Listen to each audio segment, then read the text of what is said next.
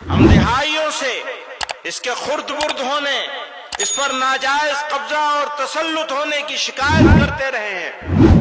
جمعیت علماء ہند نے حکومتوں سے بارہا مطالبہ کیا ہے کہ وقف جائیدادوں کا انتظام و انصرام SGPC کے طرز پہ کیا جائے، لیکن حکومتوں نے کوئی توجہ نہیں دی اور وقف کی بدحالی کا تماشا دیکھتے رہے۔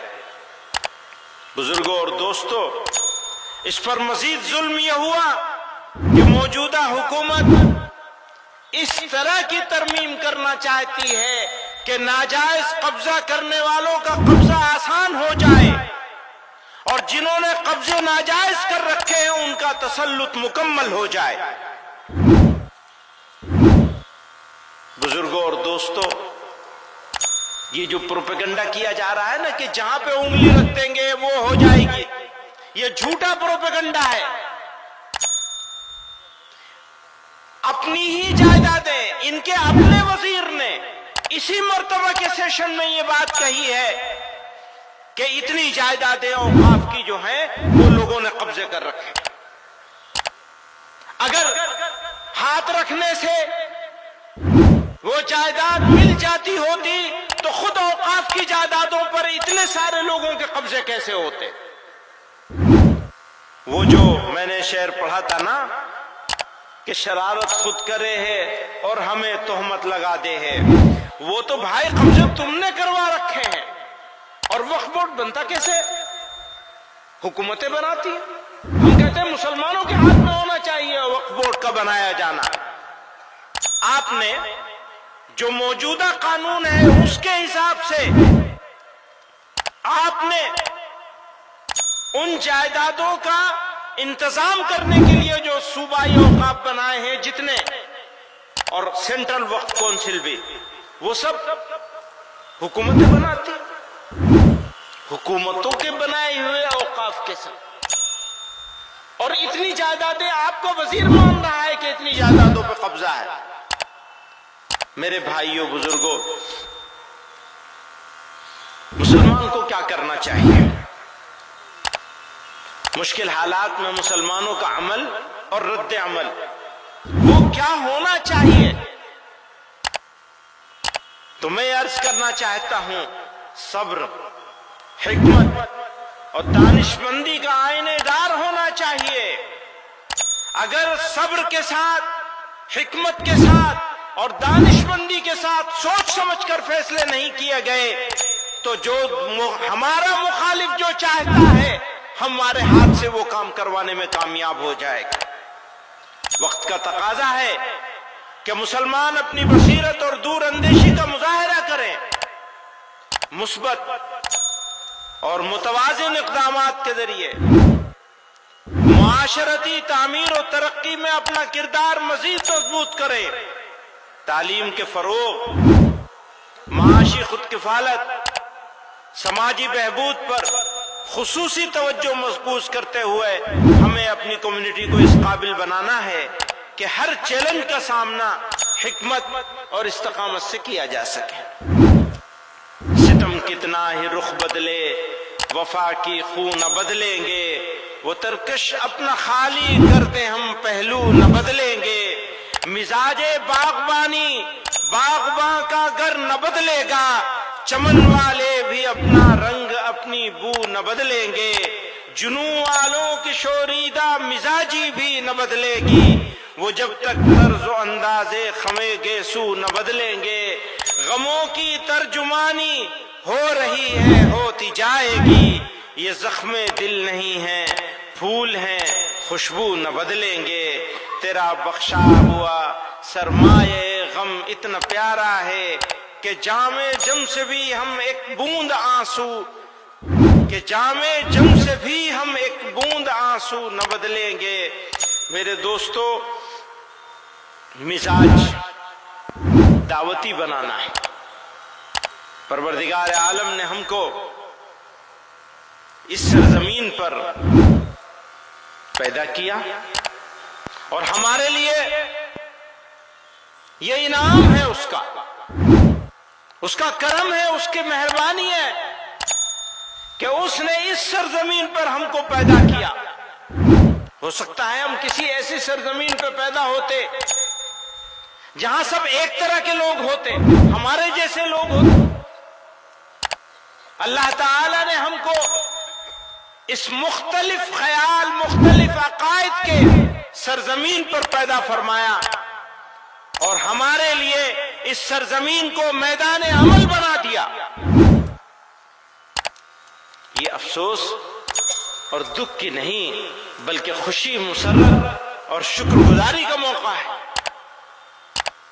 ہمیں یہاں موقع ملا ہے اللہ اور اس کے رسول صلی اللہ علیہ وسلم کی اطاعت کے ذریعے اسلام کی حقانیت اور اسلام کی دعوت پہنچانے کا۔ ضرورت اس بات کی ہے کہ مزاج دعوتی ہو، عداوتی نہ ہو۔ آج دیکھنے میں یہ آیا ہے کہ کچھ لوگ، کچھ جماعتیں، کچھ تنظیمیں اور ہمارے برادران وطن میں بھی تھوڑے پولیٹیکل فائدے کے لیے لوگ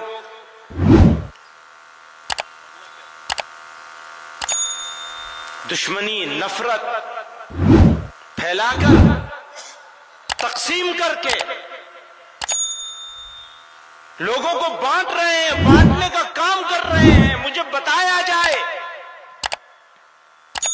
کہ اگر اس ملک میں بسنے والے لوگ بٹیں گے، بانٹے جائیں گے، تو ملک کے ساتھ دوستی ہوگی یا دشمنی ہوگی؟ اس سے بڑی غداری کچھ ہو نہیں سکتی کہ ایک طبقے کو الگ کر دیا جائے، الگ تھلگ کر دیا جائے، محروم کرنے کی کوشش کری جائے، ذلیل اور رسوا کیا جائے۔ میرے بھائیوں، وقت کا تقاضا ہے کہ میں اپنی بات ختم کر لوں۔ ایک آخری بات کہہ کر کے اپنی بات ختم کر لوں گا۔ قرآن کریم میں اللہ تعالیٰ نے ارشاد فرمایا فَاصْبِرْ كَمَا صَبَرَ أُولُو الْعَزْمِ مِنَ الرُّسُلِ۔ سورہ احزاب میں اللہ تعالیٰ ارشاد فرماتے ہیں کہ صبر کرو جیسا کہ اولو العزم رسولوں نے صبر و استقامت سے کام لیا، اور خدا پر بھروسہ کرو۔ اسی طرح سورہ احزاب ہی میں، وہ سورہ احقاف میں تھا، یہ سورہ احزاب میں ہے وَدَعْ أَذَاهُمْ وَتَوَكَّلْ عَلَى اللَّهِ، اور ان کی ایذا رسانی کو نظر انداز کرو۔ ہاں تکلیف ہم کو ہوگی، تکلیف میں ہم آواز بھی اٹھائیں گے، لیکن فیصلہ پروردگار کے ہاتھ میں رہے گا۔ ہم صبر کریں گے استقامت کے ساتھ، ان کی ایذا رسانی کو نظر انداز کریں گے اور خدا پر بھروسہ کریں گے۔ جب ہمارا مزاج اگر دعوتی ہو جائے تو قرآن کریم نے ارشاد فرمایا ادعو الی سبیل ربک بالحکمت والموعظۃ الحسنۃ وجادلہم باللتی ہی احسن، اپنے رب کے راستے کی طرف حکمت اور اچھی نصیحت کے ساتھ بلاؤ، اور ان سے اس طریقے سے بحث کرو جو سب سے اچھا ہو، سب سے بہتر ہو۔ اسی طرح اللہ تعالیٰ نے قرآن میں ارشاد فرمایا ادفع باللتی ہی احسن فَإِذَا الَّذِي بَيْنَكَ وَبَيْنَهُ عَدَاوَةٌ كَأَنَّهُ وَلِيٌّ حَمِيمٌ، برائی کو بھلائی کے ساتھ، یاد رکھیے برائی برائی سے دور نہیں ہو سکتی۔ قرآن میں اللہ کہہ رہے ہیں برائی کو بھلائی کے ساتھ دور کرو، تو تمہارے اور جس شخص کے درمیان دشمنی ہوگی وہ اس وقت ایسے ہو جائے گا جیسے وہ گہرا دوست ہو۔ یہ ہمیں سمجھیے کہ ہم کو خوشخبری دی جا رہی ہے۔ میں نے کہا دعوتی مزاج کی ضرورت ہے، عداوتی نہیں۔ یاد رکھیے شہاب الدین غوری کی دلی چھوڑ کر سلطان الاولیاء، سلطان الہند، خواجہ خواجگان حضرت خواجہ معین الدین چشتی اجمیری رحمت اللہ علیہ پرتھوی راج چوہان کے اجمیر میں آئے تھے۔ وہ غوری کی دلی چھوڑی اور پرتھوی راج چوہان کے اجمیر میں پہنچے تھے۔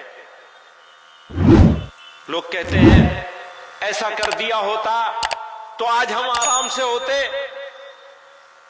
اگر ویسا کر دیا ہوتا تو ہم آرام سے ہوتے, ہم چلے گئے ہوتے, ان کی بات مان لی ہوتی. دعوت کا بنیادی تقاضا یہ تھا کہ مذہب کے نام پر بنائے جانے والے اسٹیٹ کے آئیڈیا کو ریجیکٹ کیا جانا تھا, اور ہم آج بھی ریجیکٹ کرتے ہیں اس آئیڈیا کو. اس طرح سے نہیں. چھوڑ دیجئے مائک کو, بالکل آپ نے پہلے ہی 1 گھنٹہ خراب کیا.